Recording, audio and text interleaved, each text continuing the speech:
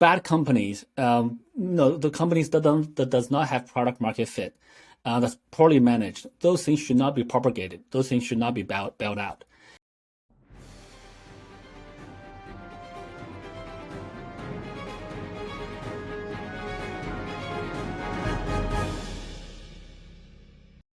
Hello, everyone.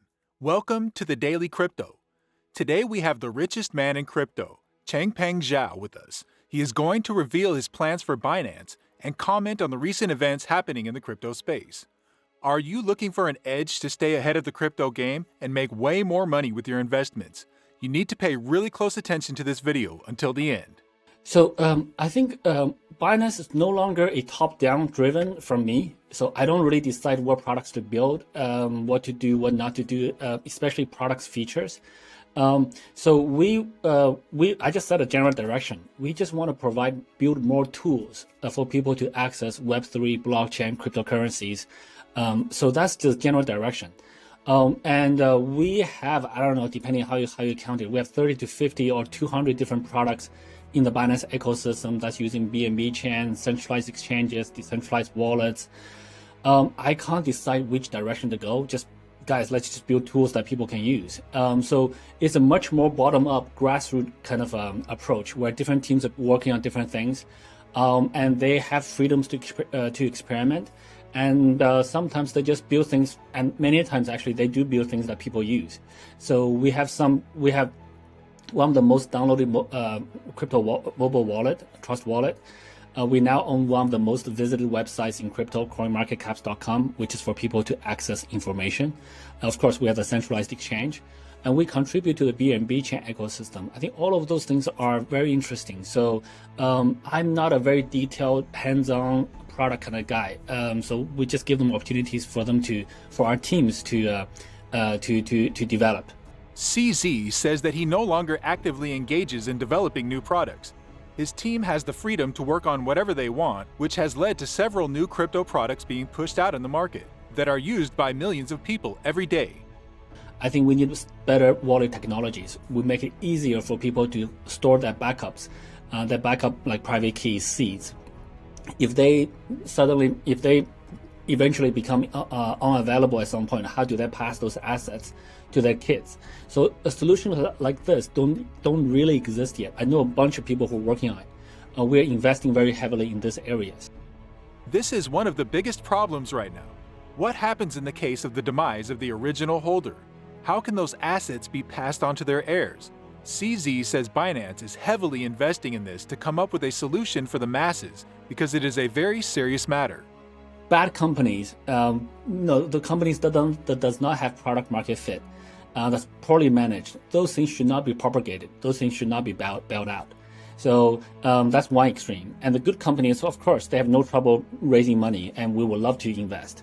And there's somewhere in the middle where some companies make minor mistakes. The first time going through a bear market, they have good products, good teams, etc. So we just gotta help them out a bit.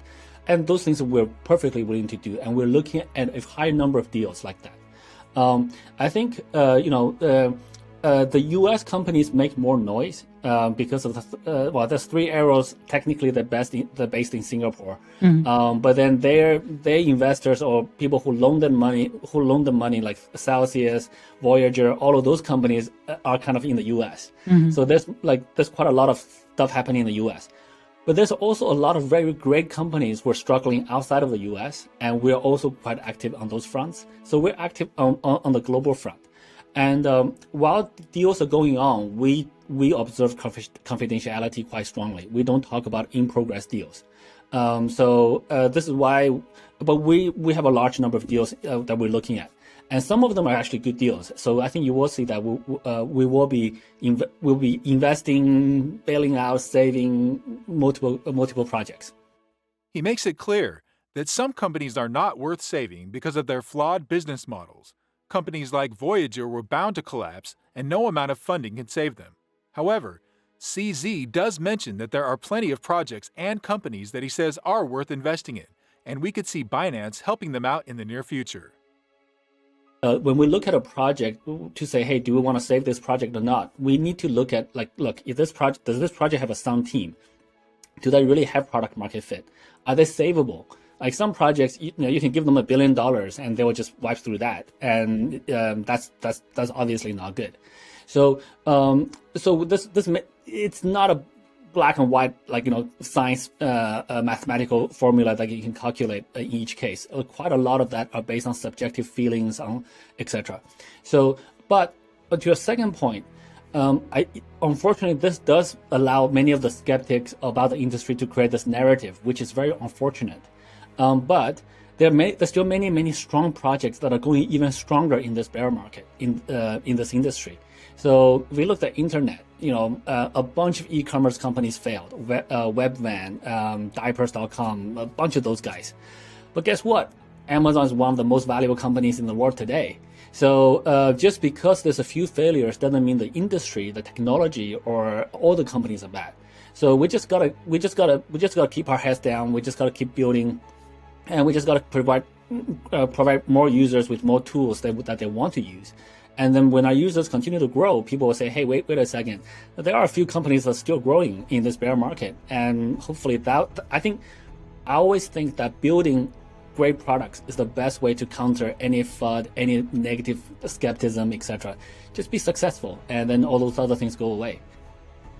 When investing in a project or company, CZ says he looks at the team and their skills. If they just don't have what it takes, you could give them $1 billion and they will burn through that and still come out unsuccessful.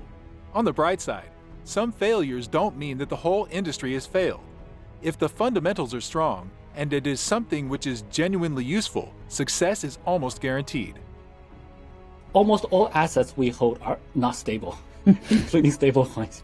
So just because stable coins is not that stable, when I say that, I mean really benchmarking against purchasing power. So even if you look at fiat currencies, most of the time the purchasing power go down over the years. So nothing is absolutely stable when you benchmark against something else. I think the most logical thing to benchmark against is purchasing power, not some other currency. So and so far, if you benchmark against purchasing power, Bitcoin, Ethereum, BNB, some of the top cryptocurrencies purchasing power have been increasing over the years significantly. So and back to stable coins volatility is not a problem for us. So back to the stable coins that we hold. We don't have a scientific way of managing that, to be very frank. We just, our revenue comes into many different, almost all the different coins that we support. For most of them, we just hold them, and we just happen to have, most people do like to trade against a stable coin pair. So when you trade Bitcoin in BTC versus, BUSD, the number makes sense. The number is like 21,000. It's not 0.001 something. So the number is much easier to understand. So we do have more stable coin trading pairs, which basically gives us more stable coin income. In reference to his famous tweet that said, "Stable coins are not that stable," he explains why he thinks stable coins should not be pegged to another currency. Instead, CZ says it should be in line with the purchasing power of an asset. So it makes more sense for a stablecoin to be backed up by cryptos like BTC, ETH, or BNB because their purchasing power has increased significantly over the years. He also revealed that the reason why Binance has so many stablecoin pairs is because people find it more convenient to trade with simpler numbers. For example, a new investor will get confused by seeing all those zeros if he tries to trade a BTC BNB pair instead of a BTC USD pair. Stablecoin pairs also generate more revenue for Binance in terms of fees. Yeah, so I think 9 months ago, when I first went to Dubai, we had about 3 people there. Today, I think we're coming up to 600 people there. So we brought a couple hundred people there, and then we hired the rest. And Dubai is a very nice place to live. It's very modern, very established, extremely safe. It's probably one of the safest cities in the world. It's got all the international restaurants, bars, nice lifestyle culture, and what else? And it's also very good time zone. It's in the middle of, it overlaps with America, Europe, Asia time zones. Easy to fly everywhere too. So and on top of that, the government is very pro innovation. They understand they cannot rely on oil forever. They need to develop new fintech industries. They're very pro innovation, pro blockchain. So having all of that is fantastic. So we just grown the headcount there very quickly. And we'll continue to invest very heavily ourselves. We also, last time 9 months ago when I was there was like maybe 2 or 3 crypto companies there, and they're not that big. And then today there's probably a couple hundred crypto companies there. And we organized a blockchain conference, 5,000 people attended. It's just a fantastic place. So we'll continue to, so Dubai is great. With Binance setting up its offices in Dubai and employing over 600 people, CZ says it's a great place for crypto companies because the government is very pro-innovation. He plans on continuing to invest heavily in Dubai. That will be it for today's video. If you enjoy videos like these, please hit the like button and subscribe to our channel.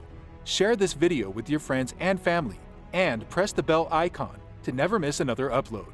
See you in the next one. Peace.